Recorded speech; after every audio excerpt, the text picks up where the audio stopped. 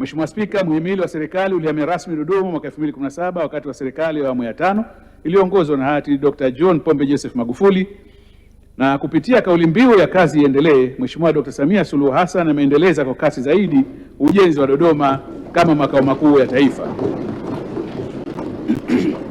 Kwa sasa mihimili yote ya dola imeshahamia Dodoma, ambapo mhimili wa mahakama ukiwa na jengo la kisasa na mfano barani Afrika, wakati mji wa serikali wa Mtumba ukiendelea kujengeka kwa hadhi ya kipekee. Vile vile ikulu ya Chamwino nayo imekamilika na kuendelea kutekeleza kazi zake za kuwa kituo kikuu cha uongozi wa taifa letu.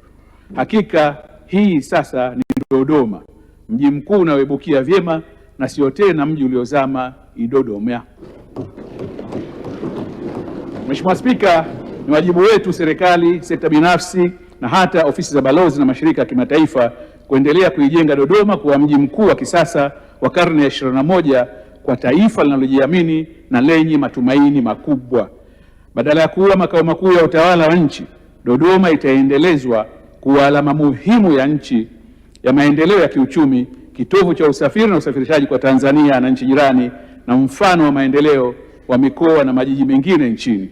Reli ya SGR na kiwanja cha ndege cha kimataifa cha Msalato vinatoa fursa muhimu ya kuharakisha kufikiwa ndoto hizo.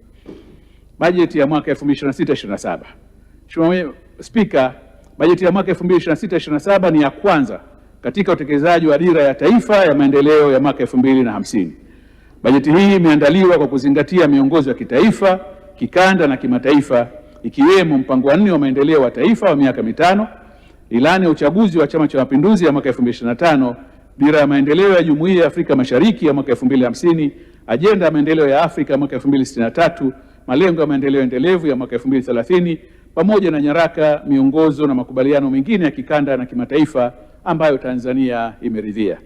Mheshimiwa Spika, bajeti hii pia imezingatia hotuba ya Mheshimiwa Dr. Samia Suluhu Hassan, Rais wa Jamhuri ya Muungano wa Tanzania, aliyoitoa tarehe 14 Novemba mwaka 2025 wakati wa kuzindua rasmi Bunge la 13.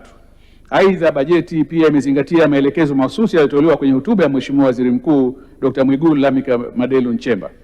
Mheshimiwa Spika, pamoja na mambo mengine, bajeti hii inawasilisha mapendekezo ya hatua mpya za kisera za mapato na matumizi kwa mwaka 2026 na 27. Hatua hizo zinalenga kuchochea ukuaji wa uchumi, yaani kuwa na uchumi hatua ambazo ni progress, kuvutia uwekezaji, kulinda na kuimarisha sekta ya viwanda nchini, pro investment industrialization, kuongeza ukusanyaji wa mapato ili kujitegemea katika ugharamiaji wa sehemu kubwa bajeti ya serikali, fiscal sovereignty, na kuimarisha nidhamu ya matumizi ya fedha za serikali na umma kwa ujumla, yani fiscal discipline. Dhima na vipaumbele vya bajeti kwa mwaka 2026/27. Mheshimiwa Spika, bajeti ya mwaka huu 26/27 ina dhima ya kujenga uchumi himilivu kupitia mageuzi ya kidijitali, uwekezaji wa kimkakati na sera endelevu za kibajeti kwa ukuaji wa jumuishi wa uchumi. Dhima hii imeandaliwa kwa kuzingatia maeneo 5 ya mpango wa maendeleo wa taifa wa mwaka 2026/27. Maeneo hayo ni pamoja na utawala, amani, usalama na utulivu; 2, uchumi imara, jumuishi na shindani; 3, uwezo wa watu na maendeleo ya kijamii; 4, uhifadhi wa mazingira na ustahimilivu wa mabadiliko ya tabia nchi; na 5, sekta ya vichocheo vya kimageuzi. Shabaha na misingi ya uchumi wa jumla. Mheshimiwa Spika, naomba bunge lako litukufu lipokee na kuzingatia taarifa ya shabaha na misingi ya uchumi jumla kama nilivyowasilisha kupitia aya 47 hadi 49 ya hotuba yangu. Mkakati wa kuongeza mapato.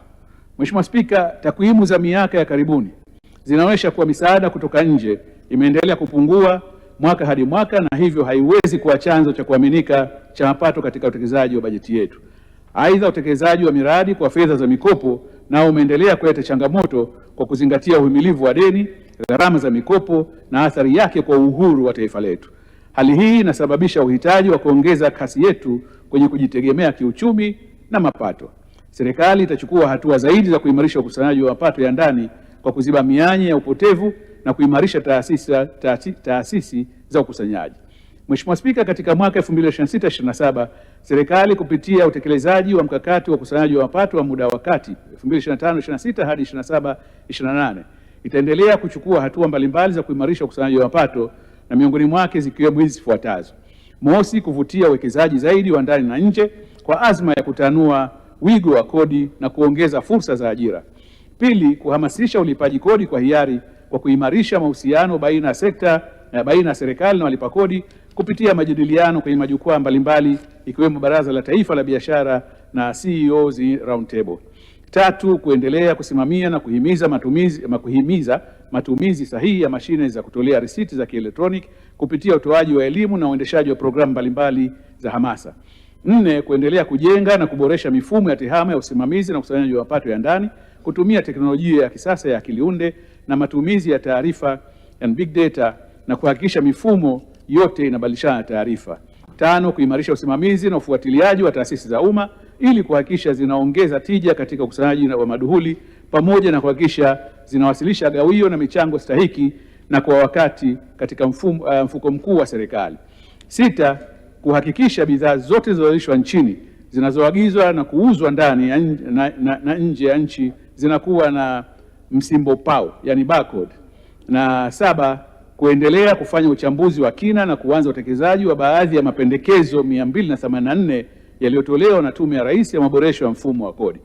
Mheshimiwa Spika, sambamba na mikakati hiyo, serikali inakusudia kuanzisha programu ya Tunzo ya Uzalendo kupitia mfumo wa usimamizi wa risiti za kielektroniki inayotarajiwa kuzinduliwa rasmi Julai mwaka huu 2026. Lengo ni kuhamasisha tabia ya wananchi kudai risiti stahiki pindi wanapofanya ununuzi na wafanyabiashara kutoa risiti kwa hiari pale wanapofanya mauzo.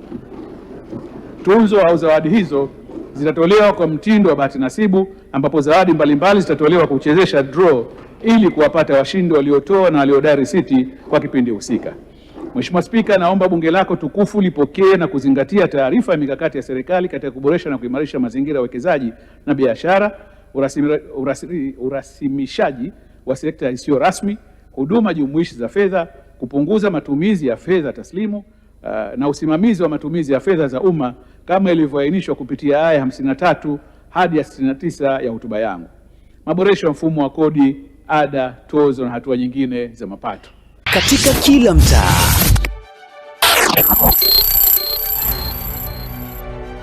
katika kila uwanja wa michezo, katika kila tukio linaloandika historia ya taifa letu, kuna simulizi linalosubiri kusikika.